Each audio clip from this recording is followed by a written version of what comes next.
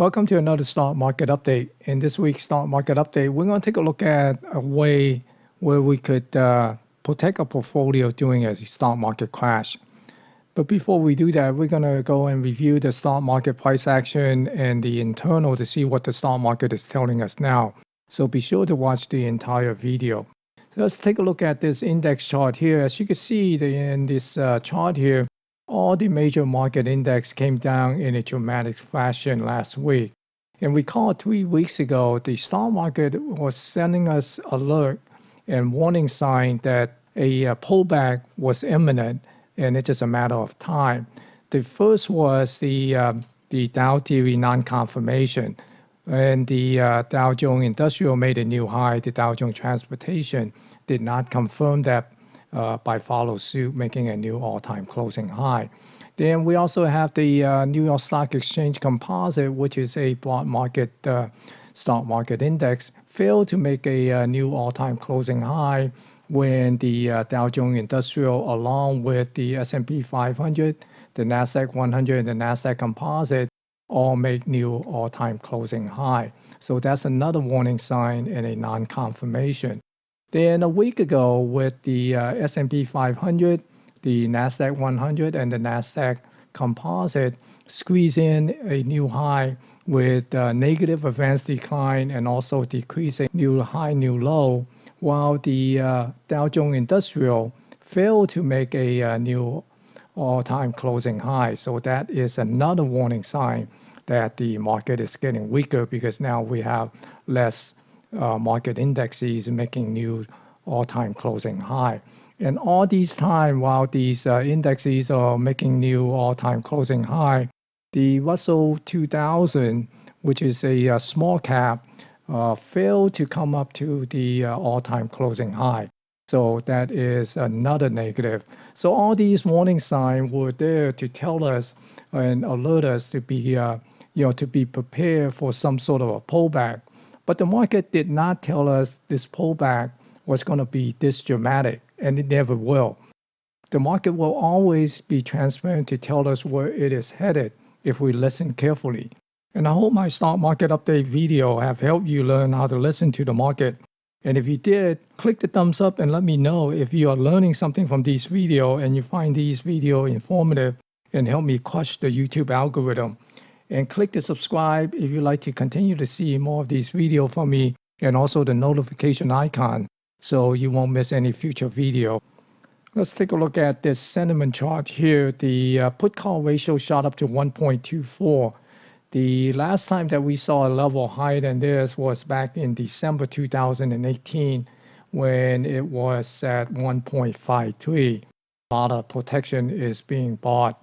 And definitely it is a sign of risk off right now in the market. Then we look at the VIX. The VIX went up to 40.11. So again, that is a lot of fear in the market here. On Friday, the VIX went up to pretty close to 50. And back here in February of 2018, the high was 50.3. The intraday high on Friday was not as high as back in February 2018. But on the close, we see that the VIX is actually closed at a higher level than when it was back in February of 2018. So definitely there are a lot of fear in the market, and also with the put-call ratio way above 1, and it is definitely risk off. You see here back in December of 2018, the put-call ratio is sitting at 1.53. So in the coming day, if we see the market get a little bit of a bounce, we want to make sure to see how the VIX and also the put-call ratio behave. If it start reversing back down, then we could see that maybe the sell-off is completed. But if it come down and then start reversing back up, then this only could be a dead cat bounce if we do get a bounce at all next week. Now let's take a look at the S&P 500 versus the cumulative advanced decline. You can see that the market came down and the advanced decline came down as well.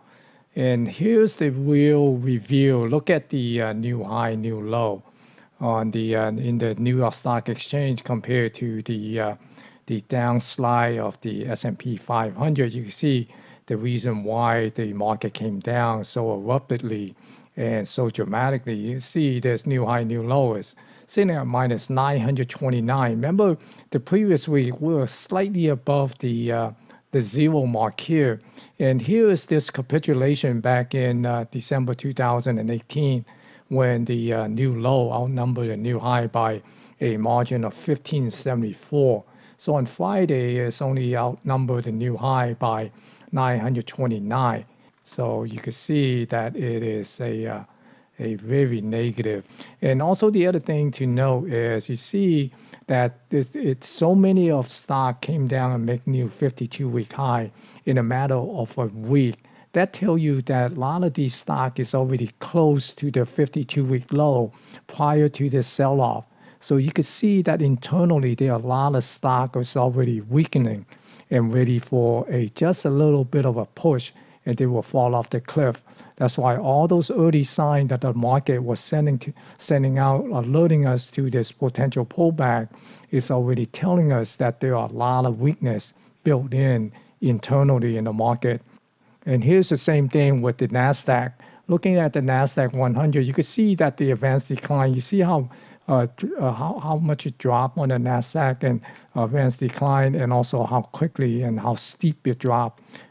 So again, looking at the new high, new low, see the NASDAQ is sitting at minus 675, and back in December 2018, it is sitting at minus 1323.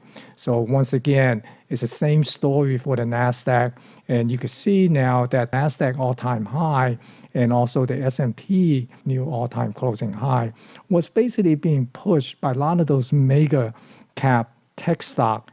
And because they are very heavily weighted in those indexes, so that's how the market try to fool majority of the people. That's why we have to watch the market internal and see what the market is actually doing, not just looking at the index by itself. All right, let's go and take a look at the cash index on the S&P 500. On this monthly chart here, you can see there is this bearish candle here, and it's a heck of a drop, and most of these drops came from last week. And you see that it came down to this retracement zone here. Remember on the daily chart from last week, we're talking about the possibility of coming down and fill this gap here, and also this trend line to see would it be able to find some support on this trend line here, and then we might get a bounce at somewhere around this 3,300. Then we say if it is more than just a dip and it is a little bit more of a pullback, then we would be watching this retracement down here, 618 near the 3,000 mark. And you can see that the index came down to this 3,000 area here and got into this retracement zone, and that is the Fibonacci retracement on this swing. And if we go back and take a look at on the monthly chart here, and that is this particular swing on here, right? Okay, so essentially it's from this bottom of this channel to the top of this channel, this megaphone channel. And right now we'll see, would it be able to get a bounce off of here and maybe possibly come back and retest this 618 near the 2993 or the 3000 level for a dead cat bounce, and then see would it come back down and break to this 382 below the 2746 and down to this this trend line here, maybe possibly to find some support and then start bouncing back. We might get a V bottom and it just come back up, right? And that's a possibility as well. Anything is possible. So that's why next week, when we see a bounce, be sure to keep an eye on the VIX and also the put-call ratio. Now let's take a quick look at the US dollar. Remember last week we were talking about this candle here that is going to look pretty bearish. and we expected to see the dollar to pull back and possibly come back in to this 98.40, 98.50 area and retest that. So you can see that actually it came below that. So right now, we're going to keep an eye on it to see would it get a bounce off it here or would it come down and check on this trend line here. With the Fed latest statement about possibility of a rate cut in the coming week in the next FOMC meeting, we might see the dollar start coming back down and retest this level near the 97. So we just kind of keep an eye on that. And on the crude oil, remember we did have right out type of a trade, looking at a possibility of come up to this $60 area. As you can see, it reversed back down and broke the this balance area here. And so if you got to stop here, then you essentially got to stop out. And that's the way it is, right? With trading, you never know. And you just basically take the probability and play it out. So if you got stop out and you went reverse the trade, and right now we're basically looking at these level down here at the 42.84, 40.67 to see what it come down to these level and get a bounce back up. And here looking at gold, we see gold is also pulled back. Remember these are the two levels that we're watching on this confluence, right? The near the 1690 and the 1680 area. You can see that actually came up and tagged this 1689.20, that 141 extension on this Fibonacci retracement. And it got up, above the 80% of this major move. So when we see these major move, it is anywhere between 80 and 100. We will consider that as target met. So right now, with the gold pulling back, we are going to keep an eye on to see will we get a bounce back up or consolidate down here near this 1566 for a little while and then come back up. There's some chatter that this sell-off is basically some margin call. People is basically selling gold because when times are bad, you sell what you could sell, right, to raise money to cover your margin. And that seems to be some of the chatter on the street that people are selling gold to, get money to meet their margin call. So we'll see is that the case. But gold, I think long term is still in a bullish area, and especially with the rate coming down, I think we will see gold go up as the dollar comes down. So keep an eye on the gold and look for some buying opportunity when it consolidate down here near these level here, 1566. Now let's see what we could do to protect a portfolio while the market is coming down. You see here on the SPY here is coming down pretty quickly and dramatically. This is a 30-minute chart here, and I also have a composite volume profile for this entire move down here. So right now, essentially, we are keeping an eye to see will we see a bounce up to this trend line next week. Maybe we get a dead cat bounce, and it might even come up and break this trend line and get up to this 304.35 before it pull back again. So how do we protect a portfolio when the market in a sort of crash mode? There are a lot of people use put option to hedge their portfolio, but a lot of people retirement account doesn't allow them to use option, and also option is a diminishing mechanism because of the time premium will decay, and also the option will expire when the time is up. So a better way to kind of protect the portfolio or mitigate some of the losses when the market comes down is to use the inverse ETF of the SPY. And here we're looking at the 1X ETF, the inverse ETF of the SPY, the SH. And this ETF will give us a fairly good correlation to the SPY 1-to-1. So in other words, if the SPY drop 1%, and then the SH will rise by 1%. So it's a good way to use that to mitigate your losses on your portfolio by recouping some of the losses with the gain from the SH. So you can see I have a composite profile here for this entire move up. Okay, so we're basically looking at this and try to identify area of potential price rejection, which would give us the possible support, and then look at these, these low volume area here. So if the price come down next week, in other words, if the market get a bounce, then we'll be watching this SH to see would it get some sort of bounce near this 2592 area or this trend line down here. If it break this trend line, then we're basically looking at this high volume node here, this high volume zone somewhere around the 2537. And also it happened to be near the composite point of control, the composite VPOX. So if it break this trend line, then we want to see what it finds some support and then get a bounce back up toward the 2592.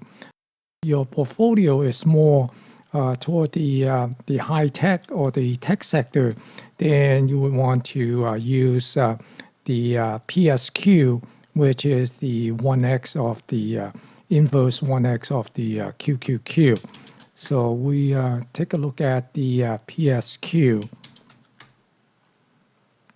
And here's the PSQ. So again, we have a composite volume profile for this this swing up here on the PSQ for the last week or so.